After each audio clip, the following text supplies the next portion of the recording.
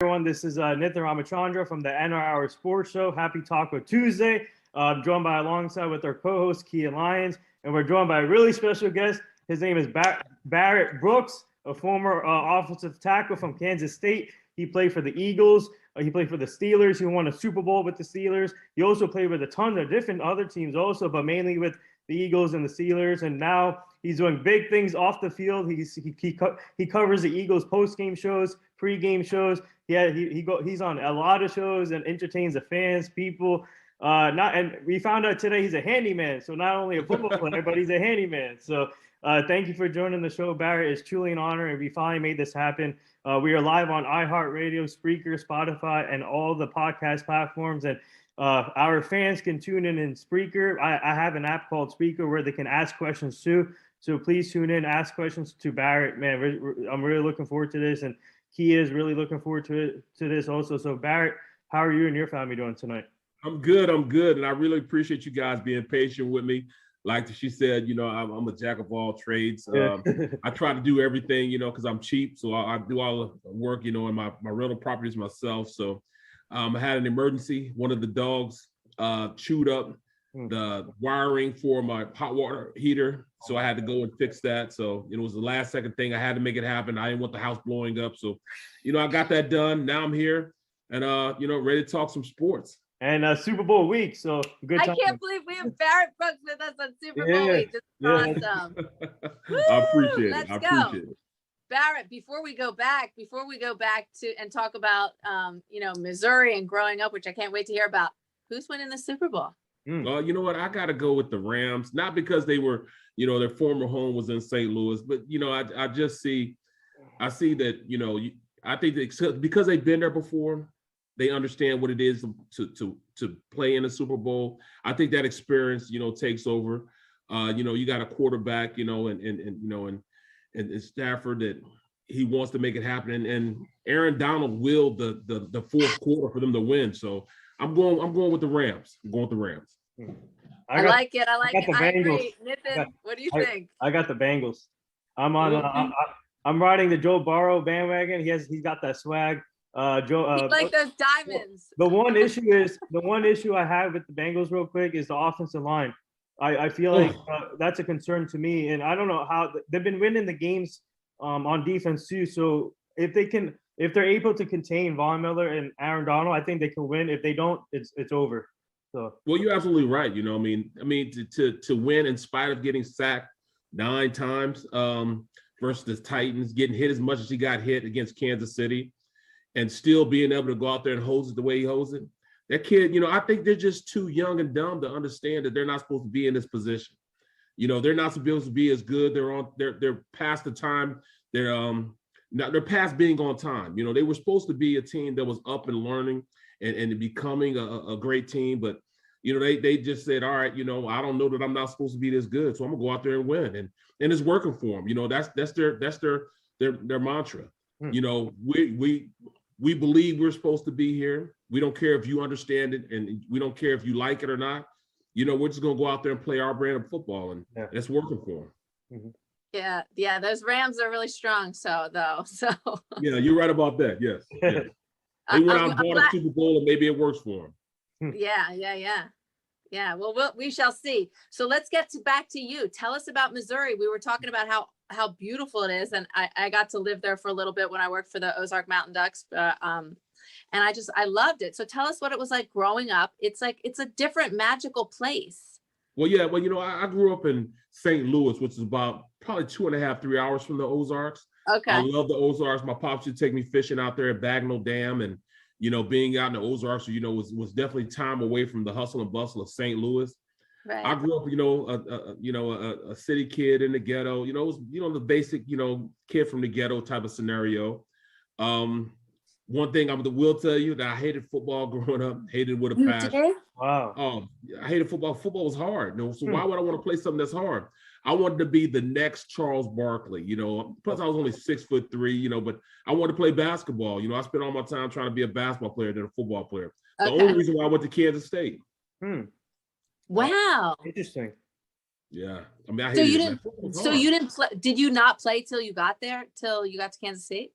No, I couldn't play Pop Warner football. I didn't start playing football, organized football, until I got to the 9th grade. And it was like, all right, I really didn't watch football either because I watched basketball. I wanted to play basketball. So I spent all my time doing that. So when I finally got an opportunity to play high school football, because my uncles made me play it, my mom made me play it to keep me out the streets, that, I just hooked onto it quick. They used to say, hey, Brooks, you just go get the ball. And I used to go get it. So I spent about 2 weeks on the freshman team. And from that point on, I was on the varsity. And, I was, not to brag, I was talented, so, I was making a lot of plays and it just ran from there. And did you like it at that point? No, I didn't like football until I got my first check. Wow. In the NFL, yeah. Then you liked it. Yeah, I got to college, and only reason I went to Kansas State because they let me play basketball and football for one season. It wasn't even a season; it was about a month. Yeah, so when I first got to Kansas State, I was actually a defensive end. They moved me to offensive lineman. I was probably 245. I was about 245, 6'3", playing offensive line. In fact, our quarterback, Carl Straw, was bigger than I was. So I was like, how am I supposed to play football? And I'm only, 6'3", 245 pounds, and I'm playing offensive line. So basically, I never lifted weights. I never tried to lift weights. I never wanted to lift weights because once again, it was hard. Yeah. So I spent, that first, I redshirted my first year, and I went from being 6'3", 245 pounds to going into spring football, 6'3.5", weighing about 270. 3 hots in the cot and lifting weights. You put on muscle weight. I remember when I first got home, my pops was like, "Hey, boy, they got you on that steroids, boy." I'm like, "No, I'm not steroids. I just lift now." I went from benching 225 to benching 375 pounds in a matter of 7 months. Wow. Wow. Yeah, so obviously Bo Jackson played multiple sports. So and obviously Kyle Murray plays multiple sports. So for you, obviously Kansas State gave you only one season to play basketball and football. But did you ever think to yourself before, maybe I could have played 2 sports at the same time? I tried doing it. I tried doing it. So I played that one season. It was only like a month though. But like I said, I had gained 275 pounds. I was up to 275 pounds from 230, 245. So I started playing basketball. So I would have to do all the running stuff and spring football stuff with the football team. But then I also do the basketball stuff. So in a matter of about a week and a half, 2 weeks, I went from weighing 275 to right back down about 255.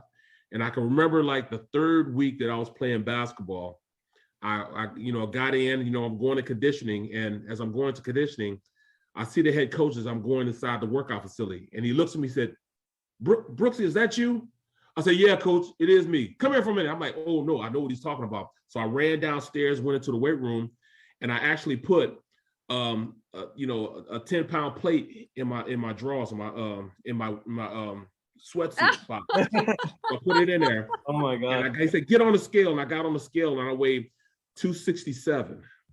But it was only actually 257. Wow. And he said, "Look, if you don't gain weight back, I'm gonna weigh you every single day after this. If you don't gain your weight back, you gotta quit." Oh. And we're giving you a scholarship. I know I said you could play, but this is not what we agreed upon. So like 2 days later, he called me. Yeah, he called me, and I was only like 260 then, and he was like, "No, you can't do it." So that was my end of my days playing basketball. But I did play against like guys like Big Country and Paul Pearson, those guys at Kansas. So it was some guys, playing in the Big 8. It was the Big 8 conference. It was the Big 12 now, but it's the Big 8 conference back then. Wow, the truth. Yeah. That is so cool. That's awesome. Kia? Oh, okay. So Barrett, tell us about it. Once you started playing football and you're making the plays, I imagine, were you always active? You know what? I was. I mean, like activated, you know what I mean? Yeah, I was good enough that I never really had to work as hard as everybody else, but I had always, lived upon, whatever I do, I'm gonna do it to the best of my ability. So that's why I excelled, even in football, even though I didn't like it, I excelled at it because whatever I do at the best of my ability. If I'm school, I'm gonna do it to the best of my ability. being a father, being a husband, being a, whatever I do it to the best of my ability. And that's how basically I live my life. So, if I'm resting to the best of my ability. If I'm lifting, I'm gonna be lifting to the best of my ability. So I started to excel as I started, to concentrate on things to make me a good player. And after a while, everybody started to notice, and I started really taking it seriously after that, because I was a freshman All-American, and then, went through and became an All-American, all Big 8, and as I got better and better, I started seeing my name in, a bunch of books, scouting books saying that, I was one of the top offensive linemen. So then I took it seriously. I still didn't like it. I didn't take it seriously. But did you feel called to do it? Like, in a way I was, because it wouldn't have come as easy as it came to me if I didn't have a call for it. I was definitely blessed in the aspect that, I had a praying mom, and she used to tell me, you're greater than what you think you are, because to me, I was going to be just like everybody else in my family. Once I finished high school and graduated from high school, I was going to work at the post office like everybody else, and really the only reason I like, to look back at it and I say, man, the only reason why I started playing hard in high school is because I wanted the letters that everybody else was getting. Everybody else was getting letters. I wasn't getting those letters. Unbeknownst to me, my head coach in high school, he didn't let me get those letters. He would take those letters and put them up because he thought I'd get a big head. And he was probably right.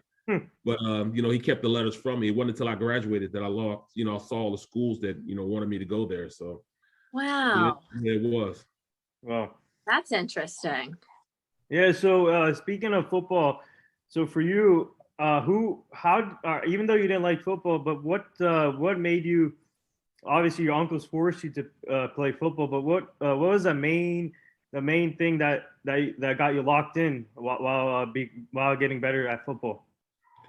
I love the competitive nature of it. I mean, I love being competitive. I don't want to be beat. I want to dominate people. So I wanted to be that type of guy. And it was always a case where somebody would tell me I couldn't, and I had to prove to them that I could. So I always wanted to, quiet the doubters, and for the most part, I was able to do that. But I hated for somebody to tell me I couldn't do something. I mean, it was like that in basketball. Basketball, the guys I played were, honestly, they were basketball players. They had the frame. I was only 6'3", and I played center. My two guard was 6'6". The power forward, he was what? He was like 6'8", So I mean, I played with guys that were much taller than me, even though I played center. But they were basketball players. They could actually play the game. My point guard was 6'5". So even though I was shorter than everybody, I was like that pit bull. I was like, you're not gonna out jump me. I can remember I wanted to be like Barkley. I saw Barkley, pick a ball straight off the ground, jump up and dunk it. So I started doing that. I wanted to be just like that. So everything I got, I tried to dunk everything because of Barkley did. So, that's where I always had that intensity of wanting to be great. I wanted to be the best player I could be, even though, I struggled sometimes because I shouldn't have been doing what I was doing, but I was still able to, compete at a high level while I was doing it. Oh. And you're tall. I saw you at church next to Jermaine, and you're very tall, very tall. You know what? Tall for sure. I actually, it's kind of crazy because I got drafted and I was only 6'4". But it seemed like, my first year being in the NFL, I grew an inch and a half. So I went from 6'4" to 6'5.5" in 1 year when I was in the NFL. So usually you stop, growing once you turn like 20. I didn't stop growing until I was 21. Wow. That's incredible. So let's talk about that. Let's talk about the draft. So once you started realizing that you are at the top of the tops, you're gonna get the call. What was that like for the draft? It was unbelievable because I was ranked the number 3 offensive lineman in the country, but I had a weird draft, because it was a Warren Sapp draft. There was so many guys that tested positive for weed at the time, and then it was the new franchises coming in, so it was a crazy draft. People were getting slotted and drafted at different times. Mike Mamula. What year was that? This is 95. 95. Yeah, okay. Mike Mamula, from Boston College. It's funny. We played against each other in the Aloha Bowl that year.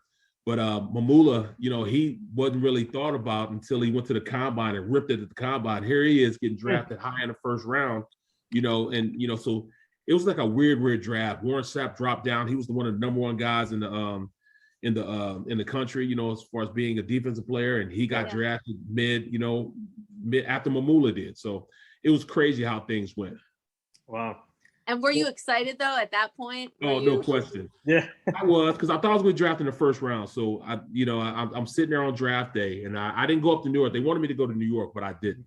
I didn't go to New York because I didn't know where I was going to draft it at. So I had, I was in St. Louis, and my agent's in St. Louis. So we got a suite at a hotel, and we had like a little party downstairs, waiting for me to get drafted. So I was upstairs in my suite. Long story long, I had teams call me, but they didn't draft me in the first round. So the last team to call was Kansas City, and they're about to draft me, and they don't draft me.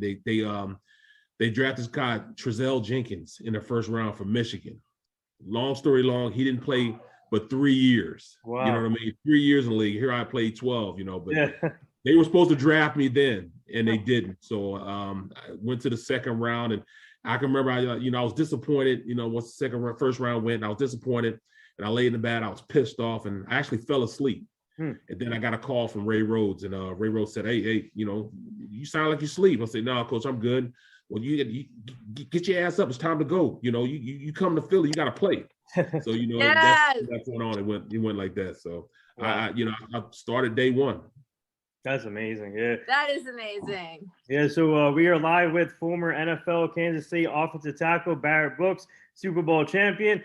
And we have a fan question in here in this app, and they want to know, what was some of your best moments at Kansas City as a basketball player and football player? I didn't have many in basketball, what I'm saying? I mean, I rode the bench the entire time I was playing basketball. Oh. I know in football, I had a lot of great times in which, I played against, the best players in the country. At the time, I played against the number one defensive player in the country. It was Trev Alberts, a linebacker from Russian from Nebraska. And I shut him down, and he kind of put me on the map because I shut him down the way I did. That's how I really got my name got blown up, because I did that. Then I turned around, I was playing, against Colorado, and they were the number one team in the country. And I also played against Washington, and they had a better, Steve Ettman. They were the number one defense in the nation. They ended up winning the national championship also, and I played against them and balled against them. So I had some really, really great times in which I played against some great competition. And it seemed like, that's when I played my best game, when I played against those type of competitors. Wow. Yeah. So let's talk about the Eagles. And we had a couple Eagles on the show, and I sent you a few of them. But we had Fred Barnett on the show, your former teammate. And so when you go in there as a rookie, and when you see players like Ronnie Pete, Randall Cunningham, Ricky Waters, Fred Barnett, Fred McRae, you can go down the list, Calvin Williams, a great receiver. So what was it like for you as a rookie, just coming in and seeing other players like that, so the pressure's not on you? It was unbelievable, when I first got drafted, because I get there, and I'm looking at Randall Cunningham, the ultimate weapon, and I'm in the same huddle as he is. I'm also, playing, and I look over, I see Guy McIntyre, when he was running the 49ers that won all those Super Bowls. Yeah. I had Riley McKenzie. Riley McKenzie was one of the original Hogs when they were the Washington team. I played around some really, really good players. Ricky Waters just coming off a Super Bowl season with the 49ers. Yeah. So there was a lot of, I'm around a lot of great players, Wow. So that was really cool, being able to play with those guys. Yeah, Barrett, what was it like? So this is your first NFL experience. You've got this strength you've built up. You're like, all right, I'm doing this. And then you show up. What was that like? It was unbelievable. This is Philly. I'm from Missouri. First of all, I get to Philly, and I don't know much about Philadelphia. Right. But all I know is when I land and I'm in the car and they're taking me there, I see all these cars parked in the middle of the road. I'm like, what is this? All the cars parked in the middle of the road. And I'm like, how are they doing this? And everybody's talking to me about a cheesesteak. So my embarrassing moment, I go to Tony Luke's and I ask for, hey, can I get a steak-'em sandwich with cheese on it? They said, what? What is that? What you just said? Because to us, a cheesesteak is a steak-'em with cheese on it. Wow. Can I get a steak with American cheese? And they laughed me out the place, so I had to take my bumps and bruises. I didn't know what water ice was. I used to call those slushies. So can I get a slushie? huh? A slushie? Yes. So I mean, I had to learn, and plus I didn't know that that mafia stuff is real. I didn't know that the mafia was a real entity. I thought it was just on TV, but I figured out real soon, that the mafia is nothing to play with, nothing to play with at all. Wow. True, it's true. My parents' friends own Steakum, so it's okay. Oh, okay. That's right. Yeah, that's right. Yeah, they had a huge farm. Mhm. They're very nice, very nice. But yes, Hey. so you coming to Philadelphia is awesome, though. It's so cool to have you on the show today, for sure. I appreciate it. I had a great time in Philly, and then I played for 4 other teams after that. I played 4 years with the Eagles, 2 years with the Detroit Lions, a year with Green Bay, a year with the Giants. I spent my last 4 with the Steelers, eventually winning Super Bowl XL. So I had a complete career. I had nothing to complain about. Even though I didn't win I didn't go to the Pro Bowl or anything like that, But I mean, I enjoyed myself. I definitely enjoyed myself. Yeah, I also forgot to mention we also had Mark McMillian on the show and Rob Carter. That's my guy. Yeah, that's my guy. Yeah, so I got to ask you. So in being in Philly, what was it like playing in front of those fans? Because the fans are crazy there. They expect you guys to win right away, and if you guys don't win, they you know what they do. But No question, yeah. tell us about the fan base in Philly and playing in the NFC East, playing against the Cowboys, Giants, Washington Commanders now. So what was that like for you? I loved it. I love the fact that, I'm playing with guys that, playing against teams like, Dallas, I got that, innate hatred with Dallas, it just goes straight. The first time you get there, you get that, all right, you got to win Dallas. You can lose 14 games just as long as you beat Dallas twice, we're good with you, but, it was great playing against those guys, I remember I played against Leon Led and guys like that. They were the cream of the crop. In fact, the first playoff game I play in, it was Lamar. What's his name? Lomas Brown saying it's not if we're going to win, but how much we're going to win by. And it's funny. Ray Rhodes took that to another level. I mean, the speech that we got before the game. I mean, he had us. Eating gunpowder and gunpowder and drinking hot sauce. He had us ready to rock. So we beat the tar out of them. And it's funny, everybody's talking about how great a game it was, and I didn't think it was very great because everybody else was having fun. I wasn't having fun. I was out there battling. It was me and Robert Porcher going head to head against each other. So that was my that's what I was doing. Everybody else was having fun, catching touchdowns and everything else. I'm battling tooth and nail with Robert Porcher every single play because he wasn't trying to give up. So that was, I had a great game, but that's what I was doing. Wow. Wow. Interesting. Who right now would you it would be scary to go up against, or who would you really want to go up against? Of course, Aaron Donald will be that guy. That's my first question. Aaron Donald, he'll be a guy. He's the best in the business right now. So he's something that I would definitely want to play against him. Hold on a second. Excuse me. Get out of here. Get out of here. My kids, they see me in here doing something and they make a noise. Get out of here. I got grown kids too, man. These guys are grown. Yeah. Played against Aaron Donald. You got, Jalen Ramsey. Those are all, top tier guys that are playing against. I know that Aaron Donald would be somebody that I really want to play against. You want to get to play against the best. You want to play against guys that can make you max out your effort. And he would definitely be one of those guys. You got to play with maximum effort. Absolutely. And before we end our talking about Philadelphia, before we hop on to the next state, what was your experience with the fellowship in Philadelphia? Oh man, it was a great experience. I had Randall Cunningham, who kind of set the tone as far as who I was, and slowed me down really because I was going fast, and he got me back centered. Like I said, I had to pray on my mom, and she made sure that I slowed it down, and it seemed like Randall picked up where she left off, and I always had somebody that would keep me focused, keep me centered. So it was Randall one year, and then after that, I played with Mr. Fry guy, Irvin Fryer, and he's also, a great evangelist, so I've always been centered. I've always been put around people that keep me centered, so I've always had that blessing in my life. That's amazing. I was just mentioning this the other day. My best friend's dad, Russ Cadle, was the preacher for the Eagles. So I don't know if he stopped in 95, But it was a special thing because the guys were often at the house. So it's so nice. I always wanted to just be a fly on the wall and hear about the fellowship. So I'd love to hear it. So we have couple more fan questions that came in, and one of our fans wants to know your best moment as an Eagle, and another fan wants to know, were you involved in that when the Eagles won the Super Bowl in 2017? Were you involved in the Meek Mill celebration? The your dreams and nightmare. No, you know what? I mean, I wasn't involved in that Super Bowl. In fact, it should have been an all Pennsylvania Super Bowl. I was playing with the Steelers back then, and we actually, Big Ben's first year, and he ripped it up.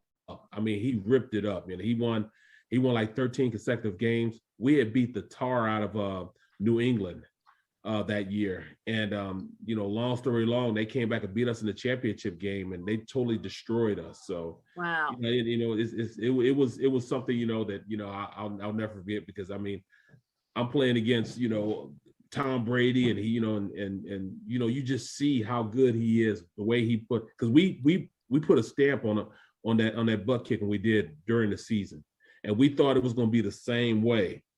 In the playoff game. In fact, I went out and bought all these clothes thinking I was going down to Jacksonville and playing against my Eagles, in the Super Bowl. But he put an end to that. I had to take all those clothes back. Wow. And then what was some of your best moments in Philly? Some of my best moments in Philly, there was so many. I mean, I can remember playing against Charles Haley, and being able to shut him down.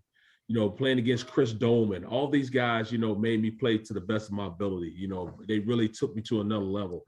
The best one I had is when I played against Ken Harvey. Ken Harvey's a guy that, people don't really know about, but Ken Harvey played for the Washington football team back then. He was by far my second biggest threat. My first biggest threat was playing against Reggie White. Reggie White was a player that, I tell people all the time, when he grabs you, yeah, exactly. When he grabbed you, you knew you were grabbed. Like I equated to, I try to tell people, when you're young and your dad grabs you, you had that grown man strength. That was Mr. White. Everybody else calls him Reggie. I call him Mr. White. God rest his soul. Quick story. I'm playing against him. We're playing Green Bay, and we're winning. I think the score was like, at the time, it was like we were winning 9-7. And they were losing, and he turns around, and I've been battling the whole game. He has no sacks, no pressures or anything. He's congratulating great game, and it's like 2 minutes left on the clock, and we still have the ball, and we're driving on him. He said, "Hey, Brooksy, you're having a great game, but hey, I gotta go hard right now." I said, "What?" I had given every ounce of what I had. I didn't have anything left. All that I had. And he just took over then, man. Long story long, he got a sack. They got the ball back. They go down, kick a field goal, and it's because he went hard that play. So that's one of my dreaded moments playing against Mr. White. Wow. Oh, it's a great story, though. But it was a great moment because he was congratulating me the entire game until that point. Yeah. That's very, very cool. What was and that's a great moment. What is another one of your greatest moments in the NFL? I think I had two greatest moments. One was when I got drafted. That's one of my great moments. But then also when I won the Super Bowl. When I sat back and looked around and saw the confetti come down and realized that I just won a Super Bowl. It was incredible. It was incredible. That's incredible. Who was with you? My whole family was there. I saw my kids, my wife, making confetti angels, and being around Jerome Bettis. That was his last game. It was an unbelievable time. Unbelievable. Yeah. So speaking of let's talk about that Super Bowl, because 2 years ago I had Willie Colon on the show, and he talked about that Super Bowl, and he said it was amazing for him, amazing experience. And he was a rookie then. Yeah, he was a rookie. Yeah. So he told me that was to be able to go to the Super Bowl in his first year. He said it was amazing for him. And for you, what was it like just being around players like blocking for Jerome Bettis, and this take us to that Super Bowl and that moment when he won? I can remember walking down the you're in the Super Bowl, but they kind of kept us protected from really the outside, knowing that, there were going to be a lot of hands trying to reach at us and try to pull us in different directions. But they kind of kept us away from all this. They had us all the way out in Pontiac as opposed to being downtown where everything was going on as far as, with the Super Bowl celebrations. So long story long, because we were in Pontiac, we weren't around a lot of the hoopla. So we were able to focus in on winning the Super Bowl and understanding that we're going to win the Super Bowl for Jerome Bettis. This is his hometown. He's from Detroit, and this is going to be his last time playing, his last time in a Pittsburgh uniform. We're going to make sure we send him out on a good note, and that's what happened. We won the game, but I can remember walking down in Ford Stadium, and as I'm walking down going into the stadium, I look up and I'm walking next to Jeff Reed, my kicker, and he turns around and says, "Hey, bro, I'm about to kick this ball, and all these lights are going to be flashing." And as we entered in there, I looked up and I'm like, wow. Because I could look in the corner, I saw Aretha Franklin. I look over there, and over here, Kid Rock. I see Snoop Dogg over here. I mean, I see all these stars, and that's when it really say, "Oh, it's about to go down. We're in the Super Bowl. It's about to go down. We're about to fight. It's about to be, I'm about to get me a ring." And and that's what we all felt. So that was one of the greatest things, feeling. I can remember going out there and the warm up. I was so hyped in the warm up that I had no more energy left when I was going inside to sit down and wait for the game to start. I almost used up all my energy back then. But once you got settled down, you got back to football, the business as usual. Yeah. But it was kind of crazy, how that all went down. You guys, Barrett, were you nervous walking in? Oh, no question. Before the warm up? It's you got that nervous energy because it wasn't even a nervous energy about who we're about to play. I knew we were a better team than the Seahawks. That wasn't a question. We had a better team than the Seahawks. It's just about us making sure we go down and take care of the things we needed to take care of. So that was the biggest thing. We knew we were a better team. We just got to go out there and close the deal, and we wanted to seal the deal and make sure that JB, Jerome Bettis went out on a high note. Wow. I love putting it that way, and I love long story long too.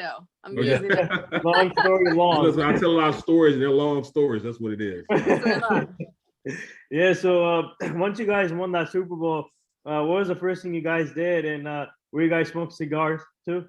Oh yeah, I was actually, I was with my agent. My agent was actually one of my fraternity brothers from college. Oh. He was one of my roommates in college. So he's my agent, and I can remember, I had a cigar, and I look over and I see my college roommate, who's my agent. He's also my fraternity brother, smoking a cigar with Mr. Rooney. I'm like, wow, how does this happen? My life is so crazy that my college roommate, my mom, my pops, my family, my wife, my kids, we have the experience of a lifetime. My kids were actually, getting autographs and talking to Sean Puffy Combs and wow. With what's his name, Snoop. They were really kicking it with Snoop. You know what I mean? Kid Rock was there. They all came to the hotel. They came to our hotel and kicked it with us afterwards. Because those guys are Steeler fans Kid Rock, but Snoop and Puffy are avid Pittsburgh Steeler fans. They often came to games a lot of the times. Wow.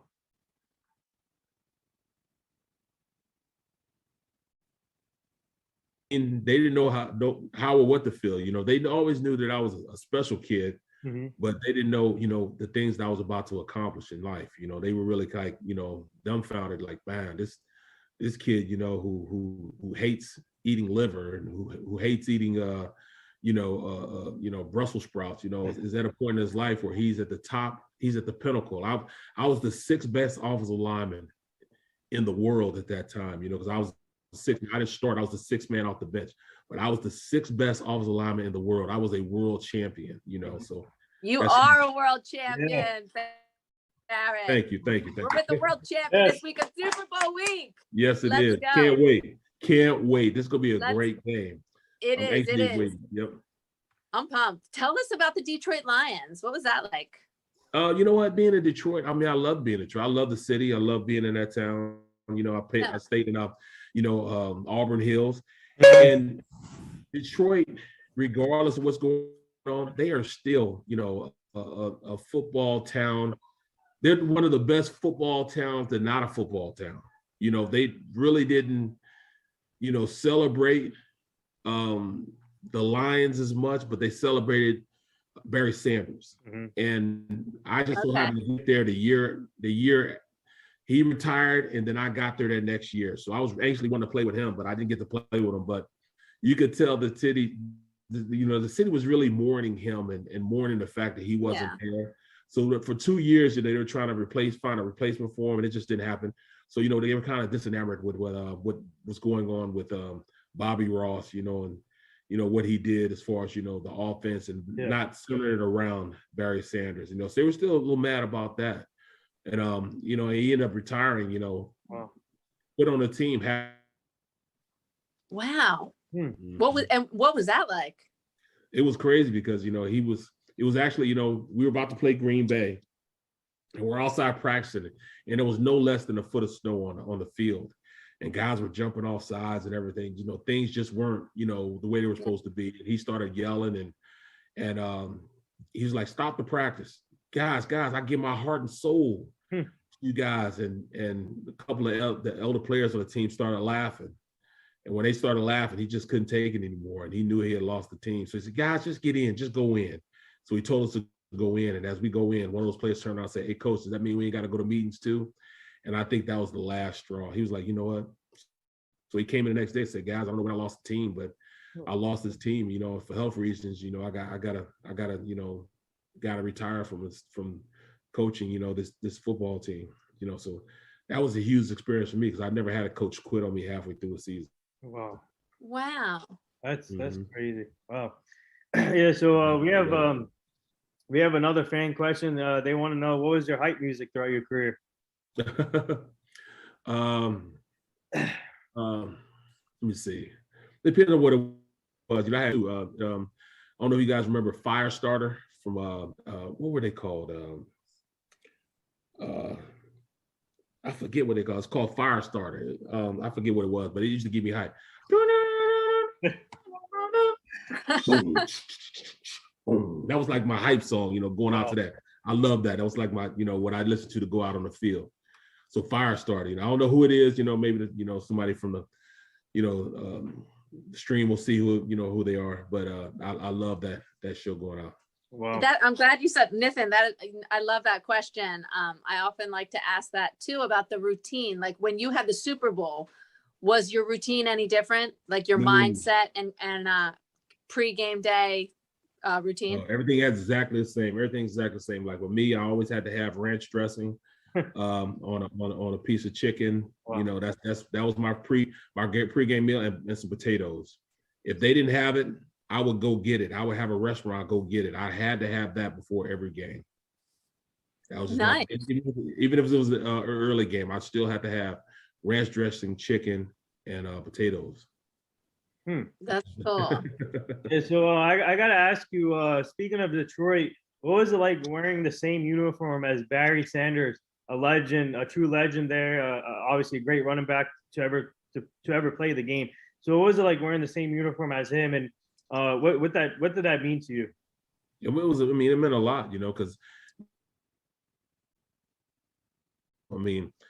I can remember, going out there, we just didn't have the same running game that he had, when he was there. So it was different. But, at the time my wife was pregnant and I would have to go out and she would want something. I had to go to the store and get something from the store, Kroger, that's out there. And it'd be like 2:00 in the morning, when she had to have something, she had to have it. So yes. I go shopping at 2:00 in the morning, and who would I see there? A lot of the times I go see, it would be Barry there at 2:00 in the morning. That'd be the only time he can go shop. So there was a couple of occasions, I saw Barry inside there and, was able to talk to him and chop it up with him. That's one of the memorable things that, that I was able to have, being able to talk to him, and he knew who I was, and, we used to chop it up. And it became a big thing because, I used to always talk to him about fishing. That's one of the reasons why he retired. He wanted to go fishing with his son. So, I talk about fishing all the time. That's my thing. I fish. Yeah. Wow. 2 a.m. in the morning. That is crazy. Yeah. Barrett, is it fly fishing? No. I love fishing. I'll go bass fishing, catfish fishing, crappie. It doesn't matter. I'll fish in a tub. It doesn't make a difference. I just love the fish. That's what I do. Some people, smoke cigarettes or drink. Me, it's fishing and riding motorcycles. I love boat fishing and riding motorcycles. Wow. Oh, that's so cool. Very cool. I like, all sounds very cool. Tell us, so you lost the coach and then you went to the Browns. What was that? How did that go? The Browns was I was there for a cup of coffee, and it was a bad situation, because they had just got this coach, Butch Davis, and he just, he wanted his guys there for Miami. So, he plucked a lot of us out of the lineup just to bring in his guys from Miami.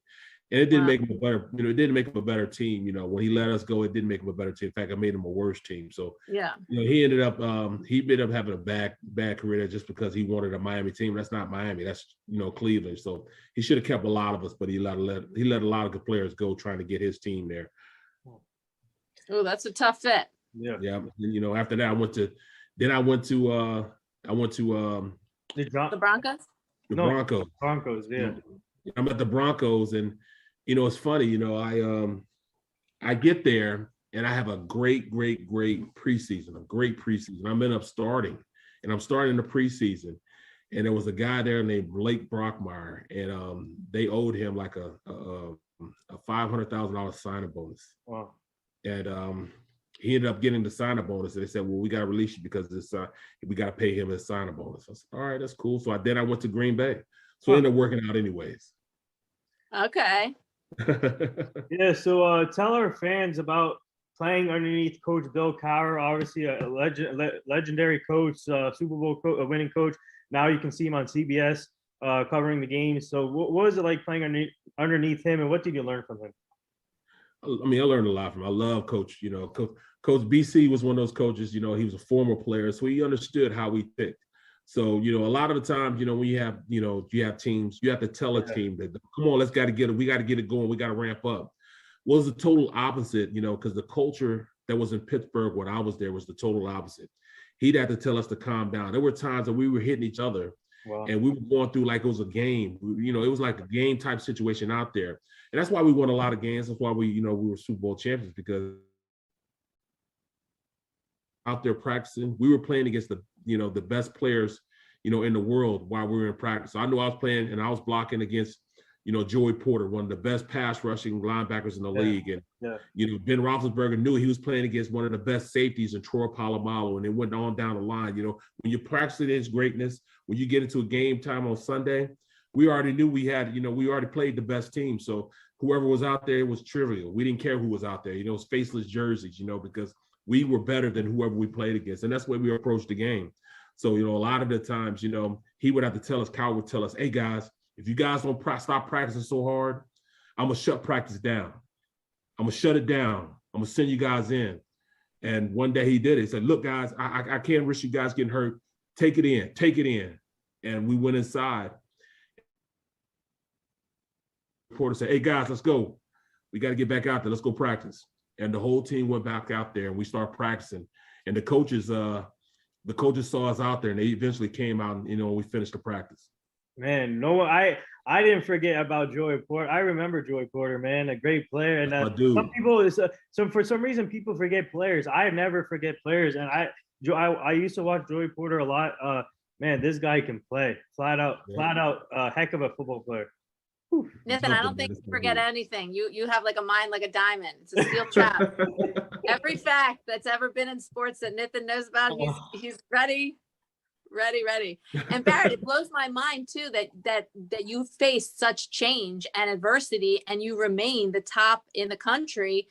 How did you keep excelling throughout the change? Did you have some type of secret mindset? What was the secret? As long as I do it to the best of my ability, if it doesn't work out, it just doesn't work out. I can't control every situation. I control the intangibles. When I was playing, I made sure I was in great shape. I made sure that I knew the plays, and I made sure I gave max effort. Mm-hmm. So as long as I take care of those, I can't control how much time I played, when I was going to get in the game, or, if something was going to be called to me. I can't do anything about that, but I can control who I am and how I approach the game. And that's what I did. That's how I approached it. That's amazing. And were you constantly training, or did you have balance, keep balance, other balance in your life at the same time? I mean, I trained a lot. You know, there's times I wake up at 2 a.m. when I was playing and run 2 miles because I knew nobody in my hemisphere was running at that time, working out at that time. So it was just a little edge that I had for myself to keep me going. That's why I was able to play 12 years. See, That's incredible. That's why you're a Super Bowl champ, Barrett. Yeah. You kept working your ass off, and man, what a great career you had. And here's a big question. We have another fan question, and this is a big question here. They want to know, where do you keep your Super Bowl ring? You know what? I just keep it. Actually, I keep it in the safe in my house, and I don't like to take it out a lot. I really don't use it a lot.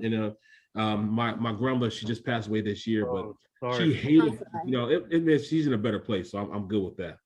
But she would hate for me to wear it. I'm like, Grandma, why do you hate for me to wear it?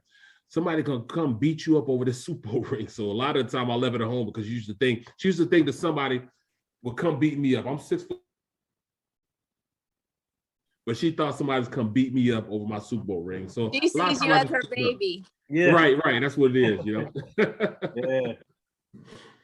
That's but I don't covet it. You know, I don't covet it. The first time I covet it, I know I'll lose it or somebody will take it or something like that. So I don't covet it. I just, you know, it's something that I have, something that I'm blessed to have, something that I love the experience of what, you know, that led to me getting it. But it's something that, I don't like, it's a Super Bowl ring. I don't think like that. So so for you, after your NFL career, obviously, what's it been like for you just to stay involved in the game, cover in a different aspect as an analyst, and covering the team that you used to play for, the Eagles, being able to cover the team post-game and pre-game? And what's that been like for you as a former football player? It's been an amazing experience, because I talked about a sport that's a game, and people want to know what I have to say about the game. And, it's kind of crazy to me because I never knew that I was going to be somebody that's going to be on TV or even radio. I did it the old fashioned way. I went to NFL Films, asked them if I can come there and watch film one day. And, and Brian Baldinger said, look, man, I want you to go downstairs and see if you can come in and internship. So I interned, just like a regular person. Here I am, a Super Bowl ring, 12-year NFL career. Wow. I entered serving Sterling Sharp and Brian Baldinger and Ron Jaworski coffee, going to get chicken from Chick-fil-A. I learned from the bottom going up. So this wasn't given to me. It's not like I was a quarterback who, if things just dropped in their lap. I'm not a Tony Romo that I just automatically just came on, the scene. I had to work to get to where I was. I took baby steps as I went up, a lot of baby steps. Yeah, wow. So, and you do a great job of doing analysts. So keep up the great work in that. Appreciate it. And that story is very admirable. Yeah. Well, I mean, I learned how to be a producer first, and I produced, so I produced shows. I was a content producer at NFL Films. I wasn't on TV. I was a content producer. I would go in and look up plays for, the talent that was there. I'm looking up plays for Baldy. I'm looking up plays for guys, trying to get, the show ready for them, so I learned how to do that. So I could take a show from concept or learn, building the concept, writing the scripts for it, getting the content for it, as far as plays, then go in, I could shoot the show, and I could be talented on the show, and then turn back and edit the show also, so I learned all facets of it, so it helped me out being a better person on TV because I know what it takes to get to where it is. Damon John said the same thing. That's awesome. Did you get to work with Steve Sable? Did you get to? Yes, I did. I did. Oh, Just before he passed away, I worked with him for like 4 years before he passed away. So it was an unbelievable experience. I went to his office, sat down with him, talked to him, and everything. He was open to talk to anybody about, just anything. I got to meet him when I was young. I worked at my dad's art store, and he came in and I helped him, and he was like using an airbrush, and he signed his name, and I was like, Steve Sable. Very cool, very cool. Now, I'm a big Philly fan. I'm a big Philly fan, but I want to hear about the Giants because I used to live in New York too. Giants, Tell me about New York. I had a great experience there. Like I said, I've collected many checks from many owners, so I had it all. So it was a great experience, so I played against some great players. I played with, Strahan, Toomer, Tiki, Michael Barrow, all these guys were great players, Dorsey Levens, I played with him both in Green Bay and in Wow. and in New York, so I played against, and practice against the best every single day when I was in New York. Tell you a story, Strahan, one time we were practicing, we practiced up in Albany. And we went to 5 straight days, double days, 2-a-days. And, it got to a point that, at the time, he was like, the coach was like, hey, let's go on out there and practice. So we're walking down, the grass going to practice. And Strahan turned around and said, you know what? Not today. I'm not practicing today. I looked at Strahan like, what you mean you're not practicing today? We're not practicing today. All right. Call it up. So he looked at Michael Barrow. Hey, Michael Barrow. Hey, MB, we're not practicing. Call it up. He turned around, call it up, take it in. And we literally did not practice. We didn't even do the evening practice. We didn't even watch film. He said, we've done so much that, we need today off. And we took the day off because the Strahan felt as though we need to take the day off. Wow. That's awesome. Good for you. Good for him. Good for you, Michael. Rest is important. It's key. Yeah. I mean, you can, especially if you're going to be running at 2:00 in the morning. Right. So when Mike said we're off, we were off. Speaking of the Giants, Giants have a lot of history, and if you want to go way back, this former Giant lives in my neighborhood. I had him on the show, Leonard Marshall, if you know him. I had him on the show, and he lives in our neighborhood. It's such an honor to talk to him and talk about the past history of the Giants. And the Giants are one of the most historic franchises in the NFL. Absolutely. And no one talks about the Giants that much. I mean, like if you go way past, I mean, I dug deep because when I had Leonard Marshall, he told me everything about the history of when he was playing. And for you to be able to play to be part of Giants history, what does that mean to you? Just to be a lot to me, I mean, just being a part of the NFL period, representing that shield, and not just representing that shield, but represent the emblems on the helmets that I played with. I mean, I say it all the time. I take checks for many owners. I did, but I also represented them the best way I could, I everywhere I was totally committed to that organization, from even, being in with Detroit and Green Bay, teams that weren't pretty good, like Cleveland, at the time, but I still gave them everything I got. So I can walk into each one of their offices or each one of their team facilities, and they would treat me with respect because they knew I gave it all when I was there. All right, we have a one of my good friends just joined in. He's a Giant fan, and he wants to know what was it like going against Michael Strahan in practices.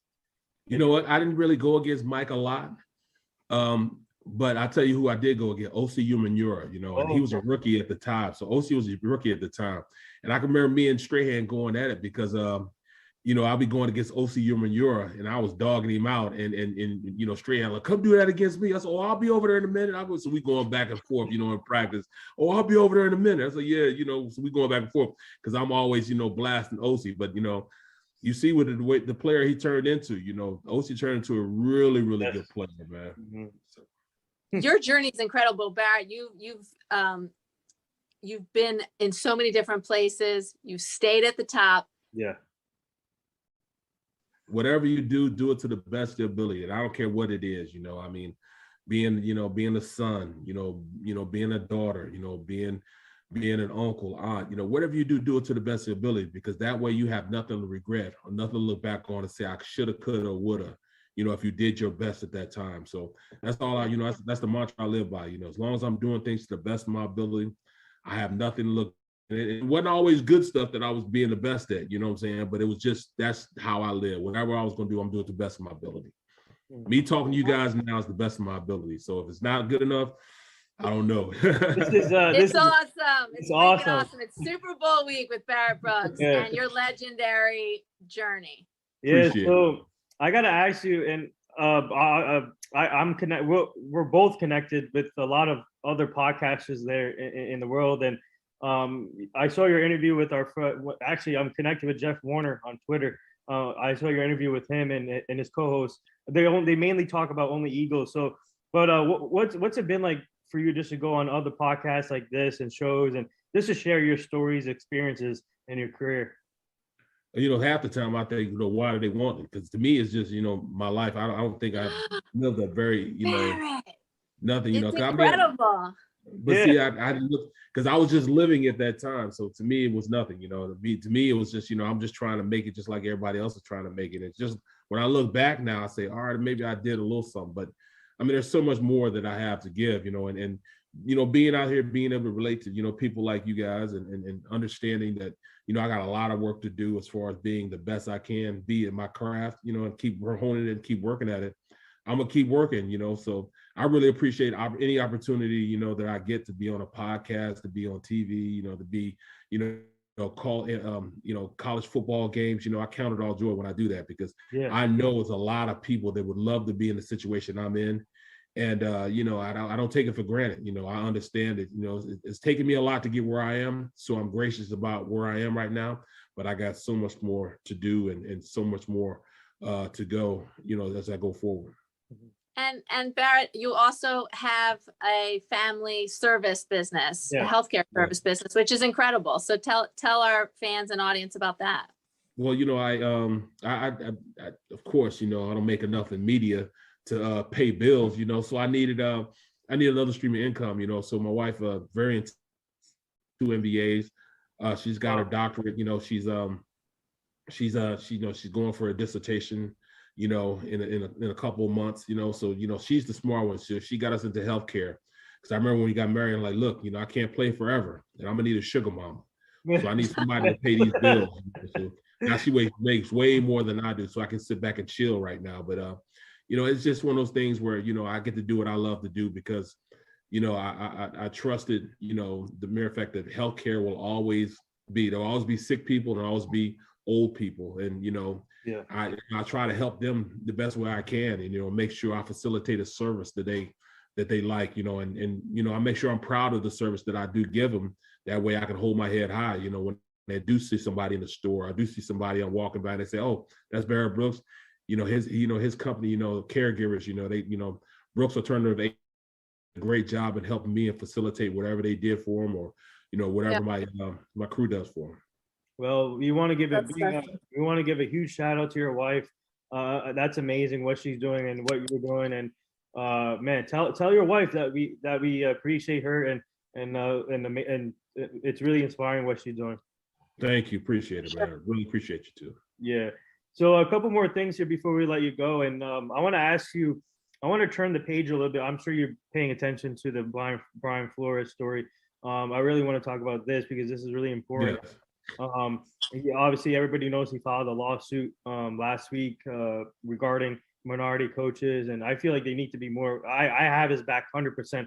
I already tweeted this. I have his back 100%, and I get where he's coming from. Some people say it's a risk he's taken, maybe jeopardizing his career as a coach. But I'm going to take this in a different way because I feel like he's risking his job to make a change. And I'm hoping a lot of players are on his side, and I'm hoping teams and owners see this. This is the type of coach I want to lead a team, risking his job, filing a lawsuit to make a change in the NFL. And Barrett, I just want to get your thoughts on this. Obviously, we saw Lovie Smith get hired from Houston this week, another black coach, but we need more. We need more change in the NFL. I just want to get your thoughts on that. No question about it, because I mean, we're dealing with a billionaires boys club, and those owners of teams, I understand, what they're saying. Look, we own the team, we get to do what we want to do. But anytime you have 80% of your workforce are minorities, then you got to have fair representation of the people that you're hiring. And I love the Rooney Rule. Rooney Rule, at least gets names out there, or prospective head coaches that are minorities. Now, at this point, we have a minority with the Washington football team, the Miami Dolphins, the Texans. We have Steelers, and I mean, out of the 32 teams, and that's just not enough. That's not enough. And the Jets, Robert Saleh, and the Jets. Oh yeah. There's only two minority owners. Hmm. And in the NFL, minorities being woman and the Jets owner. So when you have the Rooney Rule, I love the fact it's the Rooney Rule, but if you don't have ownership that have the intent, and intent is the big thing. If they don't have the intent of respecting the Rooney Rule enough to really have the intent in hiring minorities at these jobs, not just head coaches, but upper management, as far as GMs, people of color in powerful positions, then it's all for naught. I love the fact that we have it, and I love the, way I've always felt about, the Steeler organization. They had the intent. They came off the Rooney Rule, and not only did, at the time when the Rooney Rule came out, Russ Grimm was the offensive line coach, and at that point, Cowher had left, and they were looking for a new head coach, and they were all but going to hire Russ Grimm. But when the Rooney Rule came out, show everybody, look, this is who we are, and they hired Mike Tomlin. Now they ended up hiring a great coach, yes, but they had the intent on hiring a minority. Blew him out the water and they hired him. They didn't have to do that. They could have went with Russ Grimm. Russ Grimm was the heir apparent to that job at the time. One of the original Hogs, a guy that was in, Pittsburgh a long time. He was the guy that was supposed to be there, but they hired Mike Tomlin. So when you talk about intent, the Rooney Rules, they don't just talk about it. They are about it. They made that happen. And, that's really, what we're talking about as far as, representation of minorities in these high ranking positions. Yeah. Well said. Yeah, well said.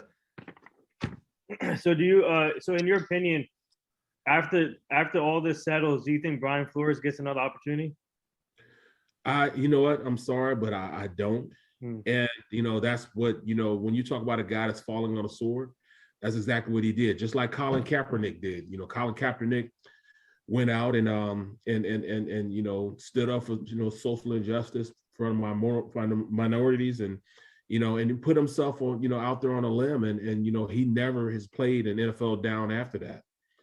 And it wasn't until after 4 years later with George Floyd that he became vindicated over everything that he did. It ran full circle with him. And it might be the same way with Flores. He might go through the same thing, that he might not be vindicated now, but later on, when things start to happen, when change really starts to take place as far as ownership and, minorities being owners, not just hiring owners, hiring, head coaches and GMs, but being owners.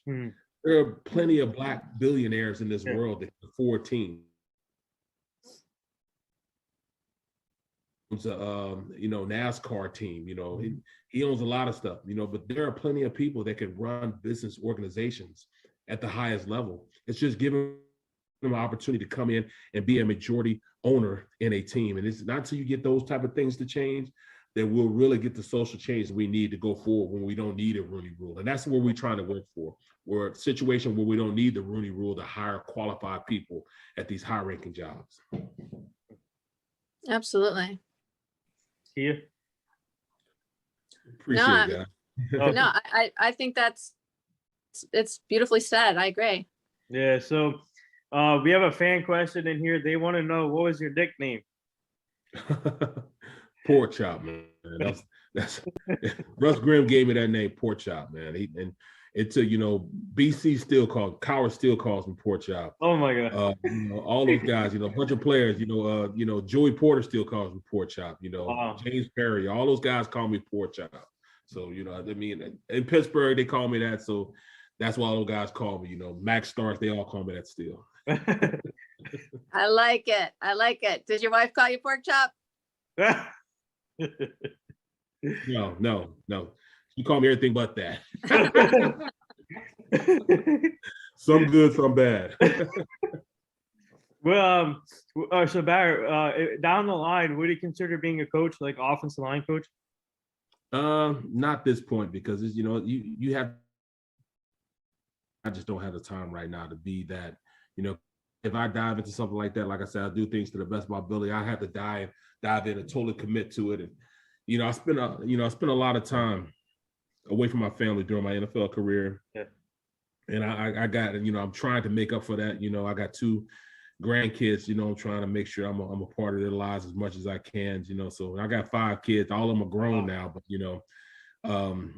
I just try to be around a lot more, and being in media allows me to be around a lot more. So I'm enjoying doing this. Although I don't make any money with it, I still enjoy doing it. Barrett, are your 5 kids kind of local? Do you guys watch games together?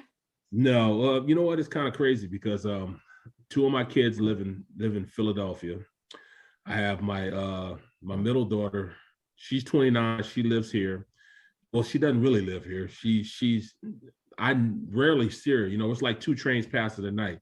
I'll see her every once in a while. In fact, the only time I see her is if I get up at like maybe 1 o'clock in the morning and I want to get something to drink, I come downstairs and I might see her there and she'll be shocked, like, she's a night owl, but she's been very successful. She's in Double Cross, this new series, so she's an actor. Oh, wow. Oh, cool. / rapper / singer, very, very talented. Wow. My youngest daughter, she's in college. She plays basketball. Then she's going back to play basketball. She's trying to go back to Penn State Abington. That's where she started playing. My middle son, he works with the company with my wife. And then my oldest daughter, she is a nurse / hairdresser, so she does both of those. And then my oldest son, he is a sound engineer down in Atlanta, is married with my 2 grandkids, 7 and 6. So, I'm a busy grandpa, but like I said, I need that time. I can't afford to go out, and the coaching is so, nitpicky. You can be somewhere one place, you go by a house, 3 days later, he's fired around somewhere else, so I'm just not into that right now. So it sounds like you've got a beautiful blessing. Thank you. Yes, I do. I can't complain. Tell your daughter, who's a nurse, thank you for her service. Yes, thank you. I definitely will. And we got next time when you come back on the show, we got to do a big family interview, man. I know. I'm like, I want to see everybody. I want to hear her rap too. So I might not. You won't hear any of my story because they'll take over. Yeah, I know. That would be awesome. They would definitely take over, man. Definitely. Yeah. So before we get to the last 2 things, obviously, what are your thoughts on Tom Brady's career? Obviously, you played against Tom Brady throughout your career, and a story out there that he's already maybe trying to come back from retirement, but I don't know if that's true or not. But what are your thoughts on Tom Brady though retiring? He's the best. He's the best to ever do it. He's the best football player to ever put on pads. So at the end of the day, he can do what he wants. He's so competitive. He might come back. He'll probably play at a high level too. He's just gotten better and better as years went on. He doesn't need to come back. I don't think he will come back. He's so competitive. He'll find some other vice, to take over. As far as not football, it'll be something else. It'll be something in business that he'll become great in. That's just the type of attitude that he has, and he used to be in that way. So he'll find something other than football to take his time up and take his enthusiasm and his strong will to be great at wherever he's going to be. Well, he has a podcast, so he can grow his podcast, and that'll be bonkers in a minute. He'll probably sell that for like $200 million in a little bit. So yeah. And he has religion as sports too, which is awesome. Right. Yeah. So wait, I have a quick question I wanted to ask Barrett. Can I throw in one more, Nathan? Yeah. Time for one more. Barrett, did you ever have any experiences where there was a disgruntled teammate that you witnessed something they went through? What was that like? Or that you may have aided? I mean, it's all the time, you're dealing with human beings, so there's a lot of times where they go through stuff, or I went through stuff that, that's one thing about a locker room. There's so many race, creeds, and colors in there, so many economical, levels that, you can get basically anything you want from that locker room. You can find whatever, problem you may have. There's somebody in that locker room that can solve it. So, that's the best place to be. When your brother's like that, you can go anywhere in the organization and really find the help that you need, from a psychological standpoint, because when I first, when I first got in the league, not a lot of guys would talk about, what's going on as far as, everything as far as mental, mental things that are going on, being able to really deal with those type of issues. You didn't have that, you would have to be strong and get going, but there were guys in that locker room that you could talk to about what was going on with you. So, you have everything that you can lean on in a locker room from all the, different sectors you have in that locker room. That's great advice, because some feel like there's nowhere to turn and might walk away, but that's great advice. Thanks. So, what do you guys actually know? Let me ask you this: what are you guys going to be doing for the Super Bowl as a family this weekend? I'm just gonna have, I'm go down to my theater room and we're gonna watch the game. That's it. I'm not cooking. Usually they want me to cook. I'm not cooking. I'm gonna call somebody to deliver something, and that's it. But we'll probably have a bunch of people over, Nice. watching it. Nice. And are you gonna have a piece of chicken with some ranch on it? You know it. With my potatoes. And with my potatoes. And the potatoes. Wow. And long story long. Yeah, Yep, long story long. Super Bowl picks real quick. I'm going with the Rams. I think it's going to be a great game. I think they just have too much experience for this young Cincinnati team. It finally catches up to them, and Aaron Donald's going to will them to win this game. So the last two things here, our team is part of this foundation. It's called the Hugh Jackson Foundation. Obviously, you know him. He's a former NFL coach. He's now the head coach for Grambling State. So we're trying to help him prevent human trafficking, making sure the community stays safe and the kids stay safe. And we have a great leader who runs that program. Her name is Kimberly. We're really grateful to help her out to be part of this foundation. And Hugh Jackson is going to be busy with coaching, obviously with Grambling. So we're going to be more involved in this, trying to help prevent and come up with ways how to prevent it. So we'll send you the foundation so you can go check it out. Definitely. I appreciate it, man. I'm definitely looking forward to it. Yeah. And the last thing here, would you like to say anything to all the nurses, doctors, and all the essential workers right now? Oh, you just said it, that's it in a nutshell. Yeah. Essential workers, essential that they go out and, you can't downplay what they've done, especially this pandemic and how they've, literally risked their lives to come out and make sure that we're okay, So, I got to, big ups to them, big ups to people that, help my family, help my organization, help my whole existence is from those guys doing what they needed to do. And I really appreciate that. Wow. So well said. And there it is. That wraps up episode 977 with former NFL offensive line, Super Bowl champion Barrett Brooks, who went to Kansas State, played for the Eagles, Steelers, Lions, Broncos, Browns, Packers, and Giants. Man, thank you for joining the show on Super Bowl week. This has been an honor. Thank you to our fans for tuning in and asking questions also to Barrett. And man, this was an honor for us, a great conversation. And thank you again. And we would love to have you back on the show at some point down the line, maybe a family interview at one point. Definitely. But I appreciate your persistence. You know what I'm saying?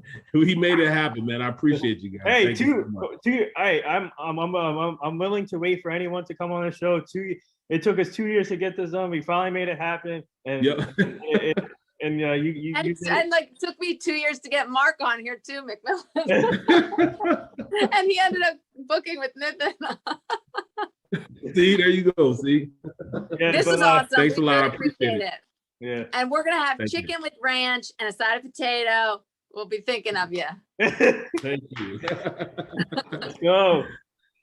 All right. Thank you so much, Barrett. Have a